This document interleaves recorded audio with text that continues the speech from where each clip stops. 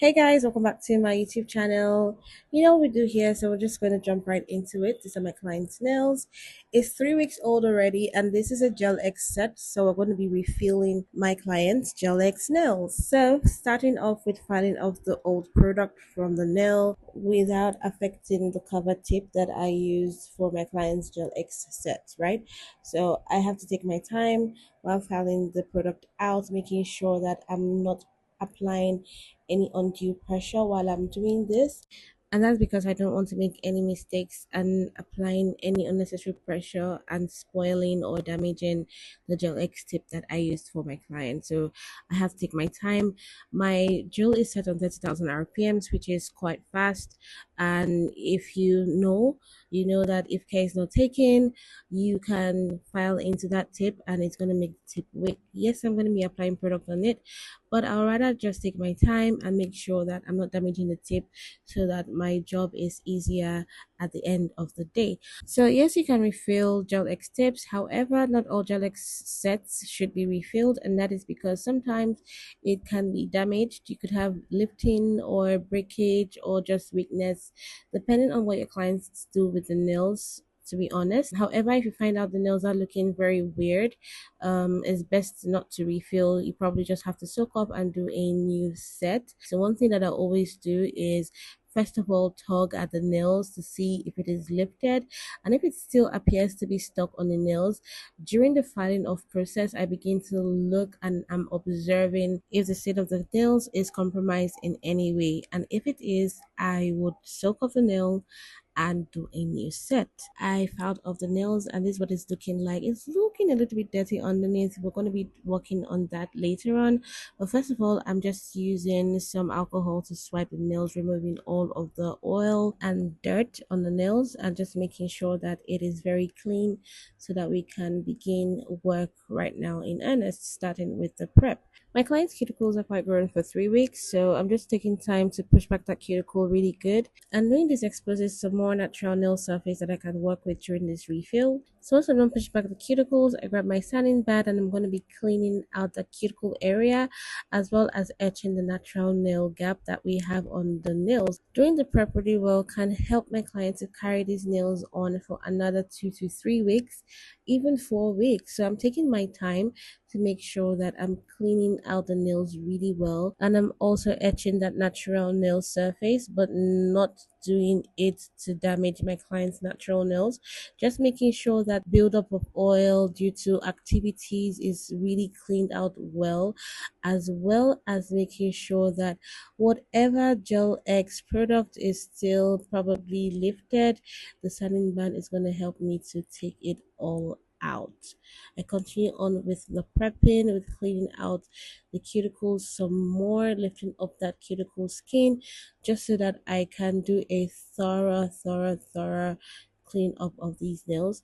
And once that is done, I'm going to be using my cuticle scissors to just trim out all of that cuticle away from my client's nails without damaging her skin. So I'm just going to dust off the nails, and nails are looking clean top side. Now beneath the nail, however, is looking quite dirty. So I want to clean this up before continuing with my client's refill. So I'm just going to be using this drill bit to clean beneath the nail, clean a natural nail, making sure that I'm removing all of that debris that has been caused by her day-to-day activities, whether it is the cream that she's rubbing, whether it's the food that she's eating, or just daily activities that she does with her hands because she has kids. I'm just making sure that all of that evidence is cleaned from beneath the nail to the best of my ability. Once again, while doing this, I'm not applying any undue pressure so that I do not mess with the structure or the strength of the nails. Remember that Gel X is durable, but it is also still fragile, so you have to treat the tip as well as you can. Once it is done, I dust off the nails and swipe it off with some alcohol, and now I can start the refill process because it is looking so much more better than it was some seconds ago. So once it's done, I'm starting with applying the rubber base coat to the nails. I'm making sure that I'm coating the natural nails really well. I'm also extending the rubber base coat onto the tip just to cover everything well. So I do this to all of the nails when I cure in the lamp for 30 seconds. And once that is out, it'll be time to begin the fill process on the nails, right? So as we always do, you always have to start with a sleep layer, which is what I'm doing right now. I just take my time to apply the product all over the nails, from the natural nails to the tip. And I'm not going to be curing this. I'm just taking my time to make sure that I am evenly coating the product on the nails. I'm sure you noticed that the builder gel is pretty thick, which is why taking my time is actually very important, just so that I can also limit how much I would need to file at the end of the day. After the slip layer, it's now time to apply the bulk of the product. And so on the cuticle area where I need to fill up, I'll place most of the product and then use my liner brush to drag the rest of the products, or what is left of the product, towards the sidewall and the free edge. One thing I love about this builder gel though is that it self levels really well and really fast, even if it's thick. And that is actually really good for me because I'm not going to file as much, which is what I am wanting.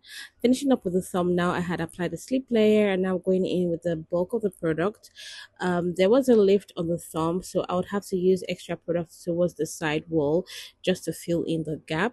I'm trying to make sure that the product doesn't touch the skin, but it did just a little bit. So I'm using my finger to swipe off that excess product away, and then using the brush to just make sure that the product is aligned really well. And once I'm okay with the way it looks, I cure in the lamp for 60 seconds.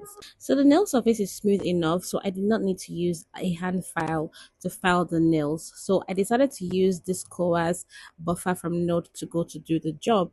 I'm basically just buffing the nail surface just in case there are excess bumps that I'm not seeing really well. The buffer is going to smooth out the surface and make sure that there is no bump on the nails pretty fast. This whole process took me less than 1 minute to do. And when I say 1 minute to do, I mean for the hand that I'm working on that you are seeing, the both hands took me about 2 minutes tops. So once I was done with that, I grabbed my hand file to fine tune the shape of these nails and make it a lot more crisp and a lot more new. So this is one more way to manage your time when you're working, because it's much more beneficial to do this right now. I would not want to file the shape of the nails before applying the gel and then have to file it again after applying the gel. Why not just do everything at once? So yeah, dusted out all the excess dust on the nails, and now I'm using some alcohol to clean the nails really well. You see how I did not use any e-file to make the cuticle area flush? This is just a gel working. Very simple, very cute, very straight to the point. We love that. So it's time for the nail art now, and I'm using this base color from Nail to Go. This is Reinforce 5. It's a base gel used to strengthen the natural nails. It's very thick, but you can also use it as a cover color, a cover nude for your sets. So that is why I have to use very thin layers and make sure that I am covering these nails really well. I absolutely love this shade because it goes with every skin tone. Whether you're light, whether you're dark, this shade is going to work beautifully for you. Yeah, safe to say I love it. So after the coat is done, I cure in a lamp for 60 seconds. Mind you, only did one coat of this and my client was happy with it. So I just moved on to the next stage, which is the French tip. So yeah, I'm using the shade of brown to the French tip. And talking about time management again, one of the worst ways that you can waste your time, or rather one of the fastest ways you can waste your time, is by using your liner brush to draw out the remaining body of the French, or to paint the remaining body of the French.